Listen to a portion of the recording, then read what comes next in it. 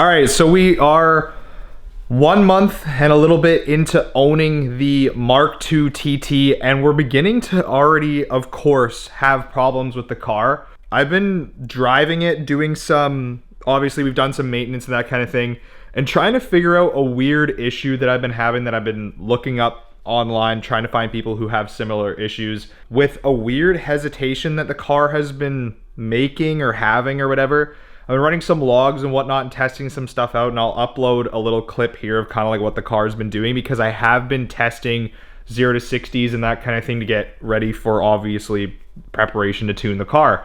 So here's the clip. Nope. And so what the car is kind of doing is basically, when I'm driving it, essentially, we'll go from first gear, we'll hit second gear, and then the second that we get into second, around 5,000 to 6,000 RPM, the car like hesitates really hard. And I don't know, number one, if it, like, what the issue is specifically. I've logged the car. I've had one of my really good buddies, who's a big Volkswagen guy, check it out, and he's saying that it's kind of pointing towards the fuel system. So naturally, I kind of got to figure out what exactly that issue is. So I've done the fuel filter, I've done the cam follower, and I'm gonna pull the fuel pressure regulator off of the fuel pump, the high pressure fuel pump today. We're gonna look at it and see if that's the issue. And then hopefully I don't need to put a new fuel pump in it. They're only about 300 bucks, so it's not super expensive to put a new high pressure in it. It's just something I don't really feel like I want to do at this point, or really should have to do. Because obviously at some point I am going to do the high pressure fuel pump insert to go up to stage 2 plus to get the benefits of having a higher level tune. Putting a whole new fuel pump isn't entirely necessary, but we're going to go ahead and pull the fuel pressure regulator out of the TT right now. We're just going to quickly see if that's the issue. It's actually crazy right now. I don't even know how hot it is outside. I think it's like maybe like 16, 17 degrees. So we need to get access to the fuel pump, which obviously we just need to take this guy off here. And we're actually just gonna pull this guy off the top of the engine here. It's this little unit, and it's just we just need like an adjustable wrench, or like a proper size wrench, just to get on here and pull it off. And we're just gonna make sure that that's all clean and everything. Like I said, I've already done the cam follower.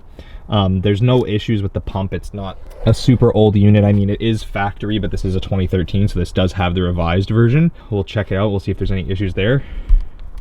I'm also just gonna bleed the pressure off of the pump, just so I don't get myself absolutely soaked in fuel here.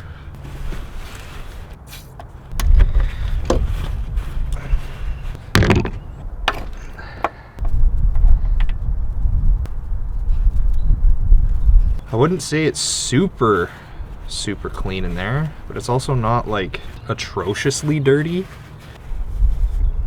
Yeah, just spray my fucking face with fuel real quick. Okay, so I've already kind of buttoned it back up. I pulled the low pressure fuel sensor, which is the one that's on this side, and then I'm calling it the regulator that's on the top, because I don't actually know what it's called, and the part number that's on it matches the part number for the whole pump. I pulled both of them, cleaned them both out, reinstalled them, and we're just gonna kind of see if that really made any difference. There isn't much else I can do in terms of just replacing the entire fuel pump at this point. So I'll show you guys the logs here. I'll do a little overlay and I'll talk about the different stuff that we're looking at. Yeah, we'll quickly go for another drive to see if it fixed anything, and then if not, then I guess we're throwing a fuel pump at it with the old parts can, and we'll go from there. So didn't fix the issue.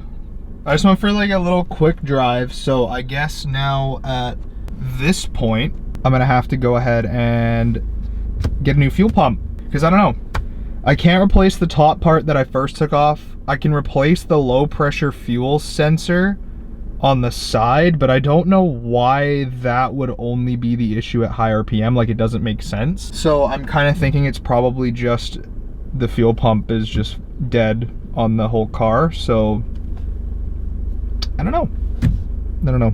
All right, so obviously, since checking the fuel pressure regulator and all the goodies on the fuel pump, cleaning stuff out hasn't made a difference, we are now prepared to parts cannon the TT. So I've gone ahead and I've bought myself a brand spanking new, ooh, and don't drop it, Hitachi HPP 004 0004. Anyways, this is a direct high pressure fuel pump replacement for the TTS. And this just kind of is the way that we're gonna do it at this point, because the part on the top, this guy here, isn't directly replaceable. Like, you can't really find that part anywhere. And then also the regulator that is on the side of here, that is still on that pump, is about $100. So hopefully that isn't the issue, because we're gonna be reusing that part. And then if it persists, we're gonna have to replace that part. And then we might be able to return and or resell a brand new pump if we don't need it, or sell the used one. I'm not entirely sure what the game plan here is quite yet, but let's rip the pump off. I've showed you guys how to do this before, so I'm just gonna save you guys the process of having to do the whole disassembly, and I'm just gonna go ahead and do it and B-roll it. So let's throw you on the tripod and get it taken apart.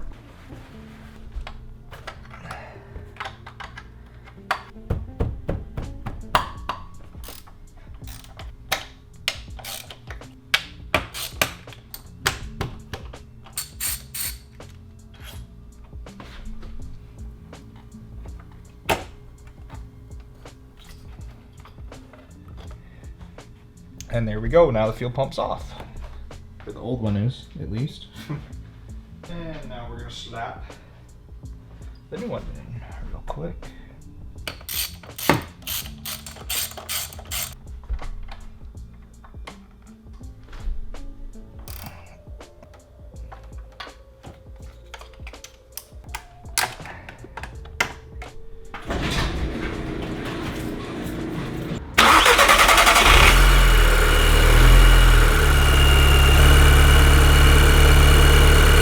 All right. This is what we're logging. Let's see if it'll do it.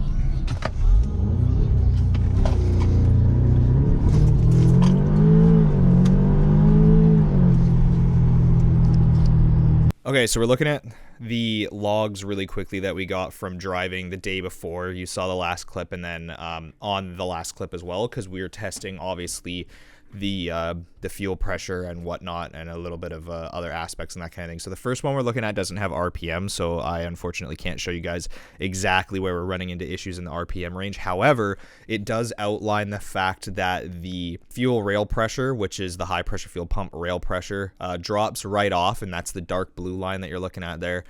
Falls right down to the bottom, and then we have the fuel pressure regulator, which controls how much fuel obviously can go in and out of the high pressure fuel pump from the low end. As you can see, that's the gray line, and it kind of like goes way above the red line. And the red line on this screenshot is actually the data that shows the load that the in-tank pump is pushing. So as you can see, it kind of like flatlines itself to catch up for the lack of pressure on the fuel rail itself. And then you see the fuel rail pressure quickly recovers as soon as the car basically shuts off fuel supply to the injector, so that it can kind of rebuild a little bit of pressure. And that's why we have that little bit of the wavy graph for the fuel rail pressure on the first one. So quickly jump over to the second log that we have here, as this kind of gets a little bit more technical and shows us the lambda control.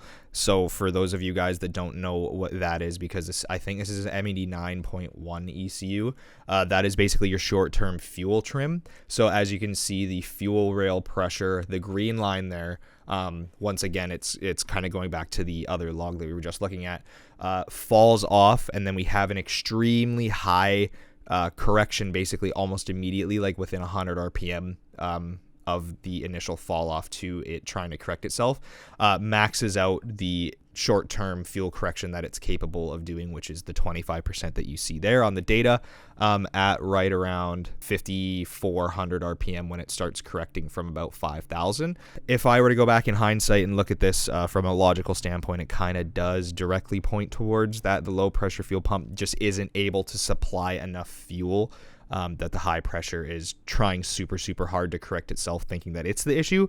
But ultimately, at the end of the day, it is most likely and hopefully the low pressure fuel pump. So that's why we're moving on to the next part here, where we're going to parts can in it.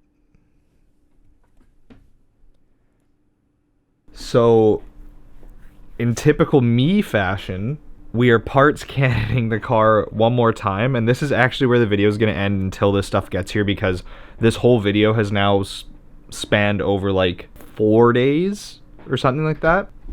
So we've gone and ordered a TTRS fuel pump. So apparently, and I'm going off of on the forums on VW Vortex, this guy has done like a full install of the TTRS fuel pump in his TTS. Now, the volume that the TTRS fuel pump is capable of outputting without doing the TTRS wiring is basically the same as it would be with a TTS fuel pump. So we're doing a repair while also doing an upgrade for future proofing later. So if I wanted to get the TTRS volume, all I would have to do is just install a different wiring kit. So there we basically go. Yeah, that's basically what we're waiting for at this point. Hopefully that fixes the issue. As I said before, I'm basically ready to tune the car at this point, so we're just waiting, number one, for that stuff to show up so that we can finish this. So that's the end of today's video, guys. Anyways, if you like the video and you want to do a TTRS fuel pump upgrade, don't forget to check out the ECS tuning link down in the description.